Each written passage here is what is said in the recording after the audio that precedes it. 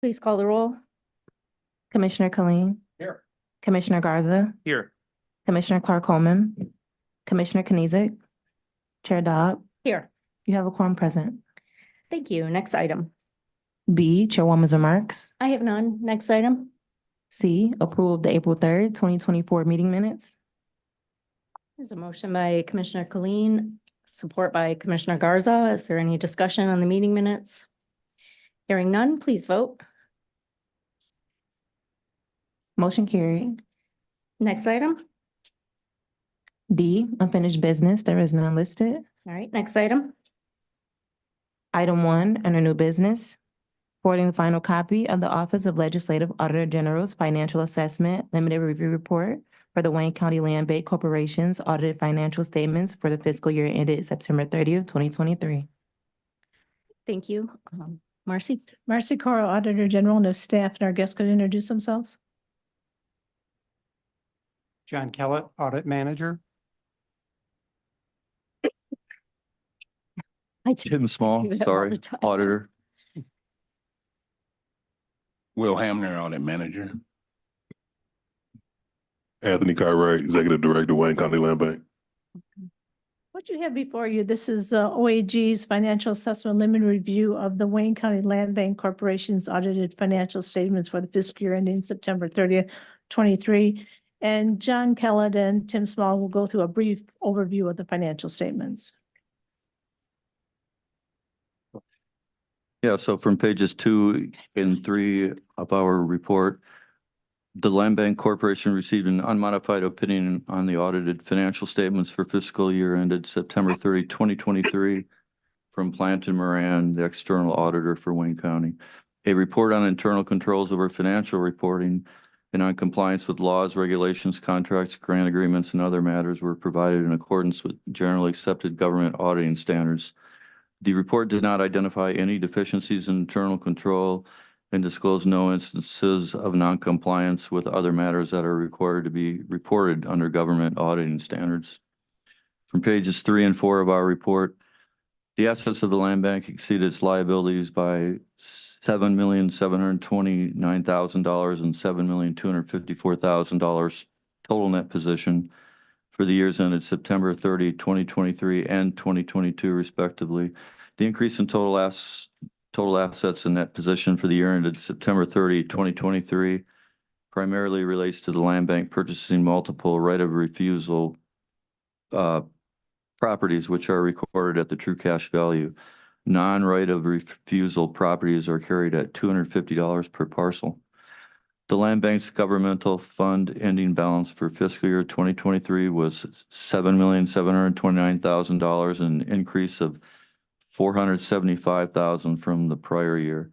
The entire amount of the fund balance, other than the portion that is non-spendable for inventory and prepaid expenses, is unassigned, which means it is available for spending at the land bank's discretion. The total revenue increased by $435,000, or about 29%. And program expenses increased by $119,000, or about 9% for 2023. The increase in revenues resulted in an increase in sales of parcels in the fiscal year as compared to prior year. The slight increase in expenditures is related to an increase in various contracting and administrative costs.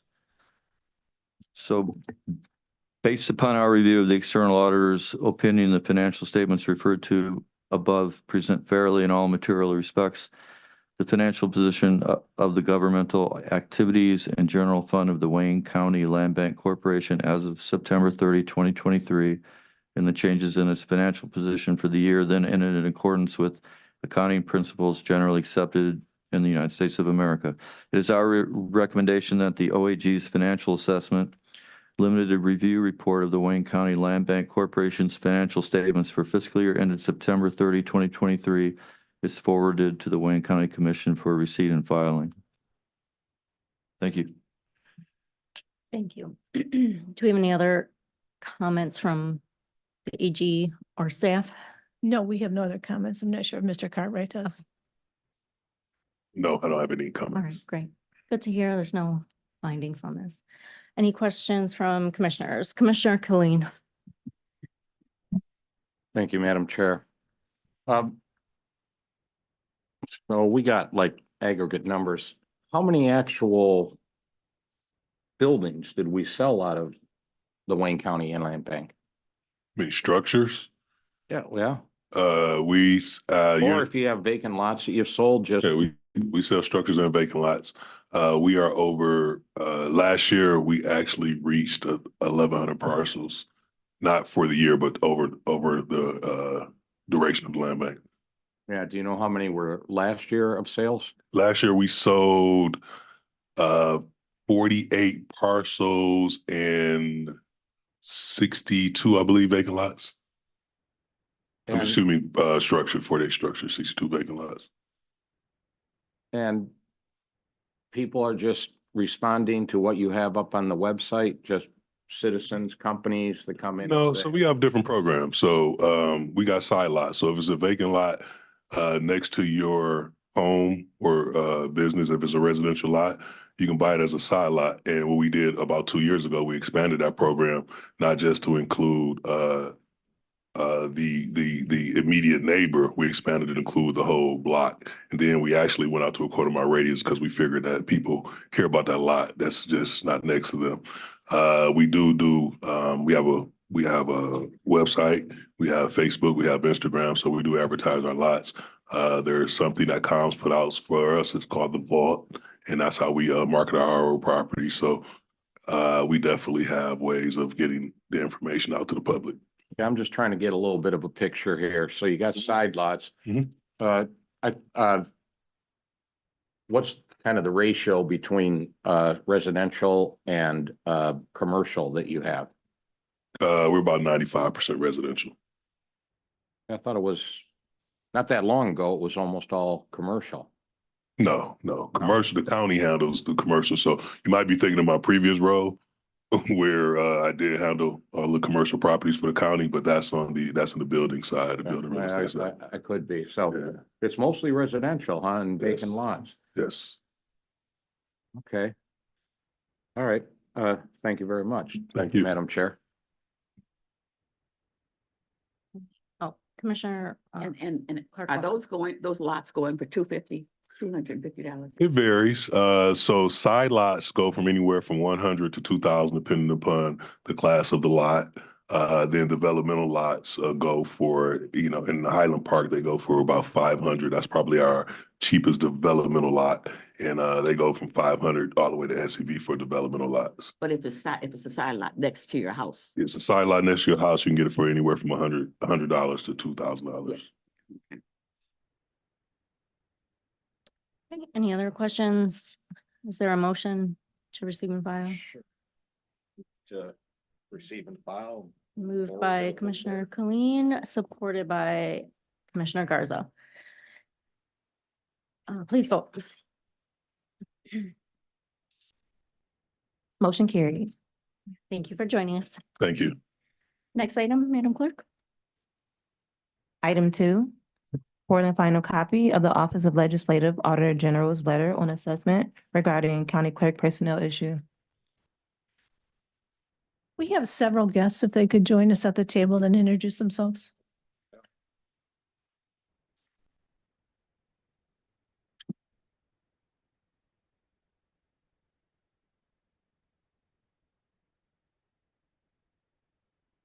Good morning, Commissioners. James Heath, Wayne County Corporation Counsel. Good morning, Claire Mason Lee, Chief over the. Oh, you just turned it off. There you go. Good morning, Claire Mason Lee, Chief over the Labor, Employment, and Workers' Compensation Group. Wayne Sales, Chief Deputy Clerk for the Wayne County Clerk's Office. and you got a record. Yeah. Good morning, Dorian Ty, Special Assistant to the Wayne County Clerk. What you have before you today, the Wayne County Clerk came to a Ways and Means Committee meeting with an issue, a personnel issue that she had. And the chair of the commission asked our office to perform an audit of the issue to assess what actually took place. Our office spent a great deal of time. We met with personnel, we met with retirement, we met with corporation counsel, we met with the clerk's office. We reviewed a lot of documentation that was provided from the clerk's office. We provided by the Corporation Council IRS codes, by retirement, the Retirement Act, and also by personnel, the executive benefit plan. We were trying to determine if there's any systemic issues as to what happened based on, and I'll just kind of summarize, I believe everybody's had a chance to read the letter. What we believe, this is more of not an audit issue, it's not auditable. This is more of a legal issue that needs to be a legal opinion provided to the clerk or something with Corporation Counsel and the clerk, but this is not an audit issue. So we're trying to come to some kind of resolution. We are working with management and budget and personnel of budgetary action so that the money can be returned to the clerk's office. I have a copy of a response from Corporation Counsel. I think we're pretty much in agreement that, this is really a legal issue. I don't think there's any dispute on that. And I'm available to answer any questions anybody may have. Okay, let's hear from the clerk's office and then Corporation Counsel, and then we'll go to commissioners for any questions. Or, well, and then Claire Mason Lee, if you have any comments, and then commissioners. Thank you, Chair Dobbin. I want to express the clerk's regrets for not being able to make it this morning. She had a family emergency. In fact, she's at the hospital right now as we speak. So she was planning on being here. So I got a call to fill in for her. So Well, we hope everything is well. Well, Absolutely. thank you very much. Send our good wishes to her. I will. Please. Thank you very much. Thank you for the time to express our concerns about what happened. As the Auditor General was very thorough in her research and report of exactly what happened. And the biggest concern that the clerk she has here is that money was actually moved or expended out of her budget, her 22-23 budget, I think it was, without authorization by her. There was no reason given for such a move, such an action. She had a number of times asked Corporation Counsel for the legal opinion. We received a number of different responses why this action was done. As you know, she came before the committee to Ways and Means as well as the board and explained that she wasn't very happy. She has responsibility of overseeing her funds for her budget that was approved. These dollars were taken out without her permission or authority and used. When she became concerned, she asked about it. Again, she didn't receive a response. She waited, contacted, the Auditor General got involved, and they were waiting for their response. In the meantime, we noticed something that she also had an issue with, was that back in December of 23, I guess it was, she noticed that there was a budget adjustment that was done. Now, budget adjustments are usually initiated from the elected office or the department at hand. We noticed there was a budget adjustment done around December 13th. And that budget adjustment was to put funds back into the clerk that was unauthorized, used out of her budget. What we recognized was the budget adjustment was, it didn't take funds out of her or put funds back into her office. It actually removed it from one restricted pot and put it back into her what do you call it, family? We call our family account, or funds that we can use. So she was very concerned about that. The whole time she's been upset about management budget or someone going into her budget, moving funds out. And then in the process, they did it again. But the sad thing or terrible thing about this is that if we had not caught this, and down the road, it would have looked like the clerk had actually moved these funds and used restricted funds out of her budget. And the clerk is saying this has to stop. We can't have someone keeps going into her budget, moving dollars out, moving around without her authorization, without her signing off on the numbers. And then she's actually held responsible for this. So if you notice that you'll see in the response, there's a response from Corporation Counsel that shows there was a budget adjustment that was done. The clerk has prepared the letter. I think we submitted to you, and we'd like to have for the rest of the board. It actually shows that budget adjustment. That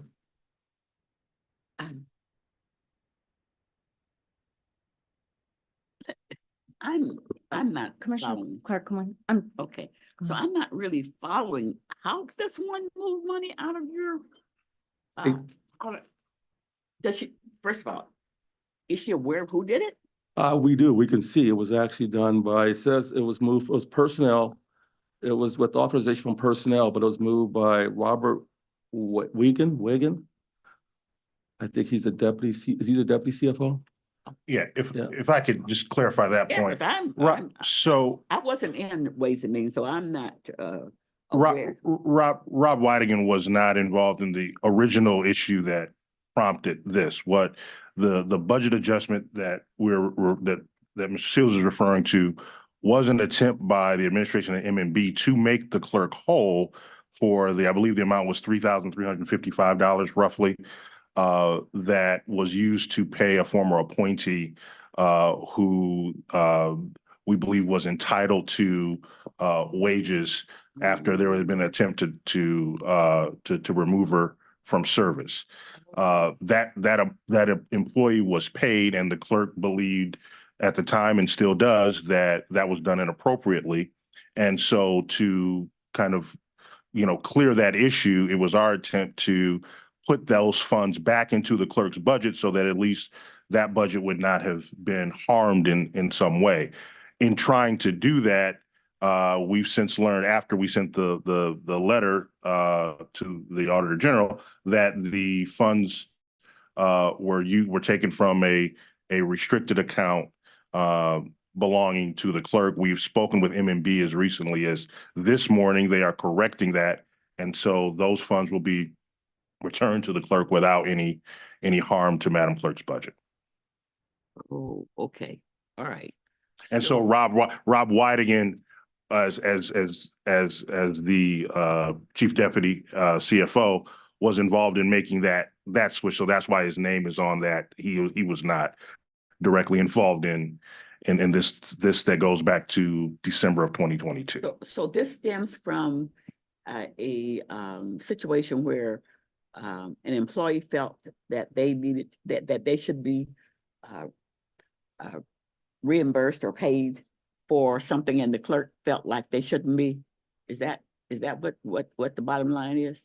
Commissioner Clark Coleman, through the chair, this is exactly what happened. Is the employee was actually, their appointment had expired on Okay, December 22nd, 22. okay. The appointment had expired. The clerk had cut off the payment. service, right? Okay, We later learned that someone had, this particular employee was put back on the clerk's payroll and was continuing to be paid for another couple of weeks after the appointment had expired. Mhm. When we became aware about it, we started investigating. And that's the time we started hearing a lot of different issue or reasons why it was done. It was done because of we had to. It was a requirement by retirement. It was a legal opinion. None of these things that we've asked to see a copy of the legal opinion. It was our opinion. We think we could see it, but we've never were produced that legal opinion. And if you notice through the Auditor General's report, I mean, she went thoroughly, looked at the charter, Uniform Budget Accounting Act, looked through state law. And as far as there's nothing to actually uphold what was actually done to the clerk's budget.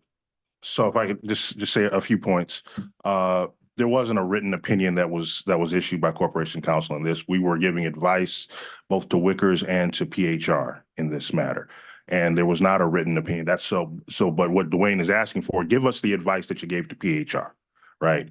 And just as I don't give the advice to PHR that we might give to the clerk, there was not a written opinion. So when he says that it's our opinion, that's not entirely correct. It's a little bit more complicated than that. But I think that's not the real issue. I think the crux of it is, as Dwayne explained, there was an employee who had applied for retirement, who the clerk wanted to terminate.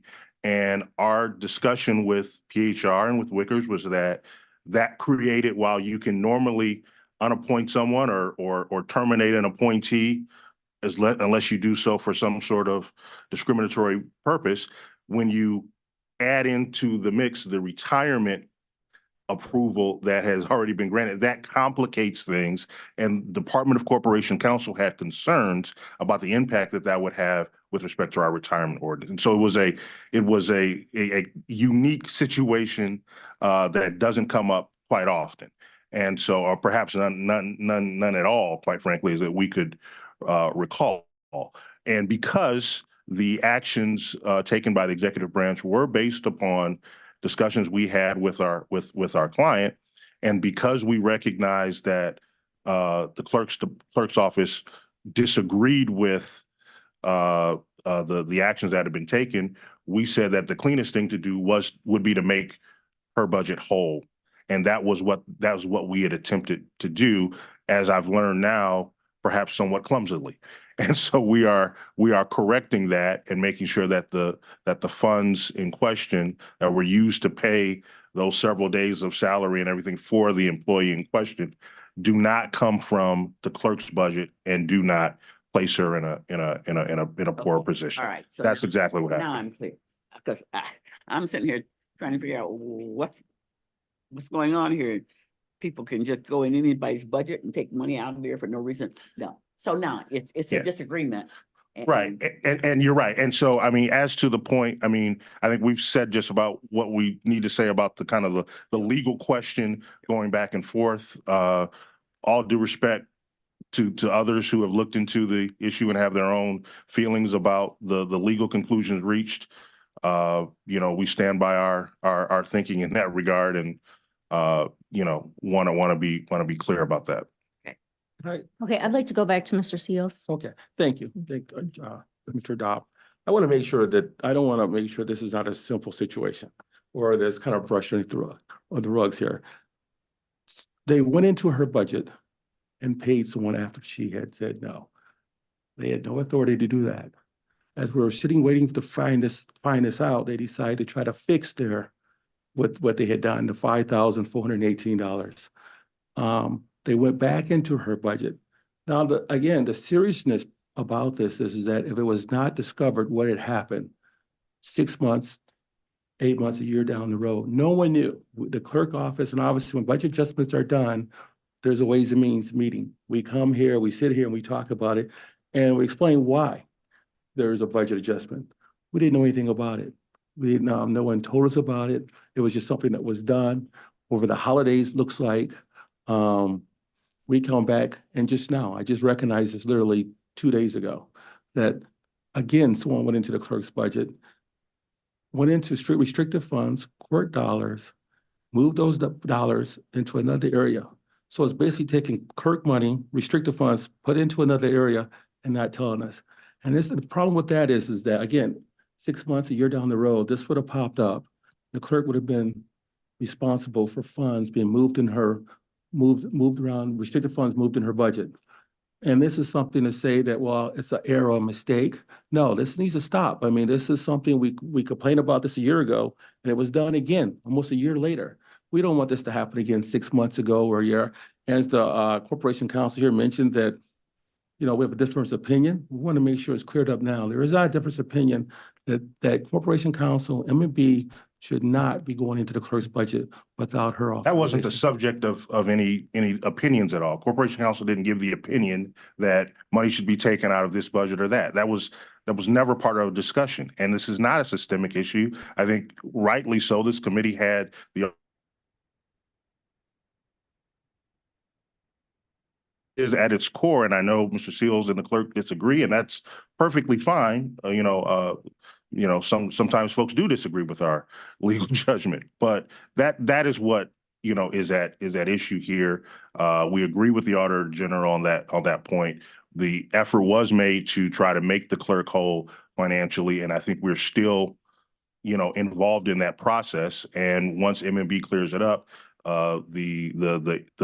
the relatively small dollar amount in dispute will be resolved. Thank you. I have a question from Commissioner Kleen. Thank you, Madam Chair. I'm a little uncertain, a lot more than a little uncertain, why this issue is being discussed in Audit Committee. We looked at, it was requested that the Auditor General look at this. She came back and said, it's not an audit issue. I haven't heard anybody dispute that. What I've heard is legal issues. And the audit committee is in no way an arbiter of a legal situation. And so I don't know if this is the right, well, I'm pretty certain that this is not the right place to have this discussion. Madam Chair, I would move to receive and file the Auditor General's report. Right, we have a motion by Commissioner Colleen. Can you hit your button on your tablet? And supported by Yeah. Commissioner Kenizek, Tap it, baby. Watch it. maybe. I'm just saying. Commissioner Kenizek. Marcy. Could I just add too, though, could it be with the modification to the letter so that we can also include the clerk's response so that we'll have the response from Corporation Counsel and the response from the clerk? I haven't seen the clerk's response yet. Is that okay? Sure. To include the responses?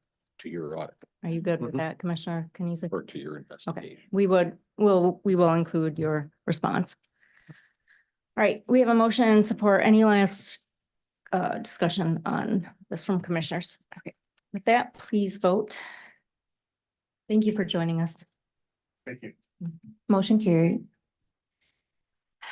Okay, next item. Item 3, a proposed ballot question for the primary election to be held on August 6, 2024. Shall the Wayne County Charter Section 3.119E be amended in part to allow the county's independent external auditor selected by competitive bid to serve for a term of 3 years or more? Okay, we do have, I think we still have Alan Helmkamp on the line on Zoom. Yes, good morning. And, okay, great. And so I'll start this out with Marcy and then we'll have Alan speak on it as well. What you have before you today, this is proposed ballot language. So currently, the way the charter is written, the external auditor cannot serve more than 8 consecutive years. The reasoning behind changing the ballot language is, we did a lot of research with other government entities similar to the size of Wayne County to see if they have any such mandatory rotation stipulation for the external audit. We found none of them had any such language. There is an extremely limited number of auditing firms with the capacity that are able to do a external audit and single audit of the size of the county.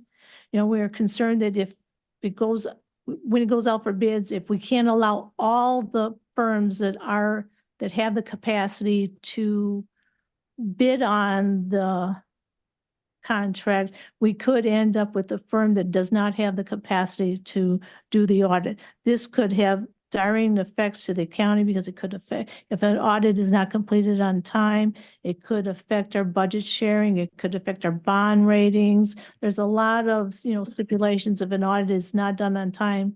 So all we're trying to do is allow all firms that have the capacity and can do the audit to be able to bid. Thank you. And Alan may have some additional to add. Alan? Yes, good morning. Alan Helmkamp, Assistant Commission Counsel. Felicia Johnson is off handling a court hearing at this time. I see that Mary is there, but I was involved in this from its inception, and so you're stuck with me this morning as to this. I would just say that we spent a lot of time these last few months to come up with the proposed language. It went through various iterations. We have a responsibility under the law to fairly apprise the voting public as to the proposal before them. We believe this accomplishes that. You see in your materials that there is additional information, that the entire subparagraph E of Charter Section 3.119, the line that would be removed and the line that would be added if this proposal passes. And so that will be by way of further information to the voting public. It's my understanding that that gets supplied by the clerk to all the local clerks for use at the voting precincts. And then going forward, I also anticipate that we'll be doing a communication piece on this to further advise the community and the voting public as to this. I would just also mention that we supplied this language to the administration and to Corporation Counsel. It was reviewed We had a discussion with them on more than one occasion. I know James and Sue were there. Perhaps they've left. I was hoping if they were there, they could briefly speak to it, but I believe they were comfortable with the language. They did not raise any objections to it. So if you have any other questions, I'd be glad to try to answer those. I do have a question from Commissioner Clark Coleman. No, not a question, more of a all right. statement. I certainly support this. I think it's very necessary. I would happen to be on the audit committee. Was it the audit committee? Yeah, when this happened, when we were forced to eliminate a vendor or who was very familiar and did an outstanding job, but because of restrictions, we were not able to, they were not able to bid on it. And as a result of that, we did have a situation. We had some situations as a result of that, of having to choose someone who didn't really have the capabilities of auditing a large entity such as Wayne County. So I certainly think that this is necessary, and I would urge my colleagues to support it. And Marcy, you had something? Yeah, I was just gonna say, I think when the charter language was originally written, it was during the time when you had like the big 8 accounting firms. There's no longer the big 8 accounting firms. I think, Plan Moran probably the only one around that does governmental. I know KPMG that used to do the county audit, they no longer do governmental. And I think too, when you have mandatory rotations, and it was, as it was said by Government Finance Association, that you could result in higher fees too, because if you don't have enough bidding on it, the ones that are bidding know that they can bid more, which could result in higher fees. And then also you get a firm that's doesn't have the capacity and capabilities. So. And this is not for, this is well into the future too, because we don't know what the horizon is going to be for auditing firms. Right. Thank you. Commissioner Colleen. Yeah, thank you, Madam Chair. Well, almost 2 decades now on audit, and I've heard you discuss this for almost all 2 decades. The shrinking pool of audit firms that do public auditing that also have the capacity. I think you've also discussed with us that at the university level, they're pulling back on teaching public auditing. That students aren't coming out of college with public auditing in their background. Some time ago, that was a response from Matthew Dubay when he was with the Department of Management and Budget, why they weren't able to hire governmental service accountants into M&B because there's not as much of a pool in the colleges anymore. Yeah. So, but I definitely agree with Commissioner Clark Coleman. I think this is a necessary step. And I think under the auspices of the County Auditor General running the process and making selection, I'm very comfortable with that. And I think it's a good way forward. We don't need to get caught up with not having adequate outside audits each year. Thank you, Madam Chair. Commissioner Garza. Thank you, Madam Chair. I just wanted to note one of the reasoning points. It looks as to the government entities of similar sizes. So I think, as it was mentioned in the report, that there's no type of restrictions or stipulations like this for any other government entity of our size, putting Wayne County at a very, very significant disadvantage. So I think it's a no-brainer for the county and looking forward to support it going forward. Okay, we do have a motion by Commissioner Clark Coleman and support by Commissioner Colleen. Anyone else have anything to add? Hearing none, please vote.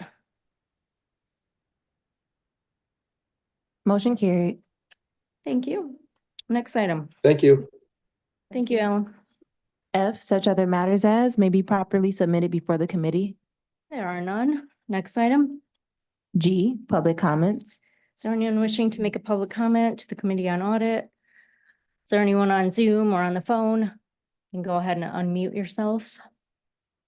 Receive any emails? No emails were received. Okay, last call for public comment. Any hands raised? No hands raised. Okay.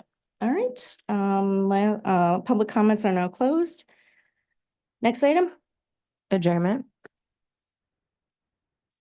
it's been moved and supported without objection. We are adjourned.